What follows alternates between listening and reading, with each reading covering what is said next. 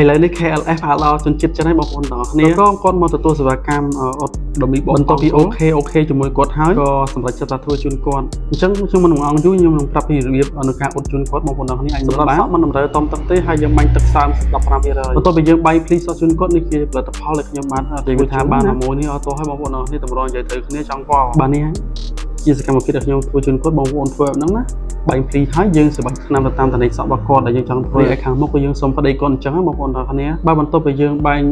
សក់ដូចជាចូលទៅឆ្នាំហើយយើងព្យាយាមលាបបែបហ្នឹងណាបងប្អូនទាំងអស់គ្នាសិតទៅតាមតន័យសក់ដែលយើងចង់បានហើយក្រាស់របស់យើងយកមកទប់សក់ដើម្បីឲ្យវានៅត្រង់ឈើបងប្អូនទាំងអស់គ្នាមកវាដេកព្រោះកាលណាឲ្យវាដេកគឺវាដេកទៅតាមក្រាស់យើងហ្នឹងហើយបងប្អូនទាំងអស់គ្នាអញ្ចឹងឈើយ៉ាងម៉េចឲ្យដើម្បីឲ្យវាឈរគល់ណាបងប្អូនអញ្ចឹងបងប្អូនអាចមើលបានដើម្បីការជាចំណេះដឹងបន្ទាប់ពីយើងរៀបចំជូតគាត់រួចរាល់អញ្ចឹងយើងយកក្រាស់មុខញឹកយើងយកមកសិតផ្ដេកវាដើម្បីពិតទៅលើសាច់ក្បាលរបស់យើង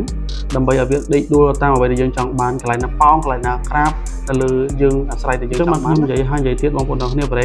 KLS នេះជាផលិតផលមួយដែលល្អខ្លាំងមែនទែនសម្រាប់បងប្អូនយកទៅប្រើប្រាស់ក្នុងប្រចាំហាងបងប្អូនសក់សម័យមើលវាអត់ប៉ះពាល់សាច់ក្បាលហើយវាអត់ឲ្យធ្វើអាលាកឬកាហាយឬរមាស់ទេបើសិនជាកាហាយរមាស់មែនបងប្អូនទាំងអស់គ្នាក៏ទ្រាំបាន